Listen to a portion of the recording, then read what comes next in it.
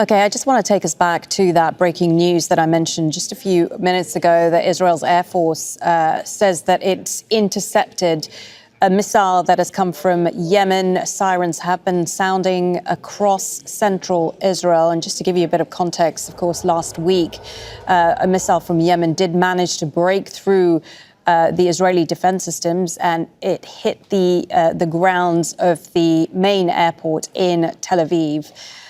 Let's speak to Hamdah Salhut, our correspondent in Amman. She's there, of course, because the Israeli government and the Palestinian Authority have banned Al Jazeera from reporting inside Israel and the occupied West Bank. So, Hamdah, this breaking news coming into us about the Israeli Air Force intercepting a missile coming from Yemen.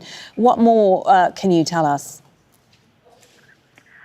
Well, the Israeli army has confirmed that this missile was intercepted. This is obviously not an isolated incident. We have been seeing these incidents, but at a more faster sort of pace. The Houthis in Yemen have said that as long as the war in Gaza continues, they're going to be firing projectiles toward Israeli territory, towards Israeli airspace.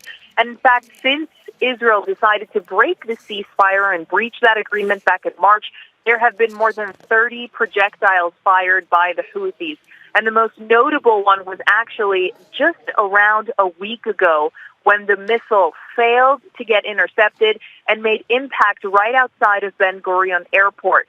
Now, what's interesting about the direction the Houthis are taking this is that they say that even if these missiles are not having any sort of physical impact or damage, the ones that are intercepted, it's still causing a lot of panic within Israel. It's still costing the Israelis a lot of money per interception, because these are long-range ballistic missiles that don't just require short-range air defense systems. They require the larger systems they have, such as the Arrow and the American Arrow system that is there, the David Sling, as well the THAAD missiles that were also brought in by the Americans. So this is very costly for the Israelis, but at the same time, it does cause a lot of panic within the Israeli security apparatus.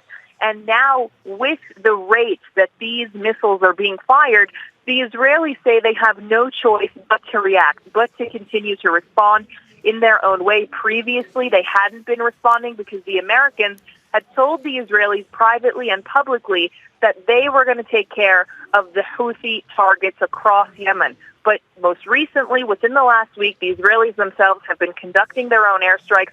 And despite all of the attacks that have happened on Houthi territory or assets or anything that is Houthi-related in Yemen, they're still able to fire missiles that are penetrating Israeli airspace, and some that are even making impact within Israel. Okay, Hamdah, we're going to leave it there. Just to recap that breaking news quickly, Israeli military is currently working on intercepting a missile launched from Yemen.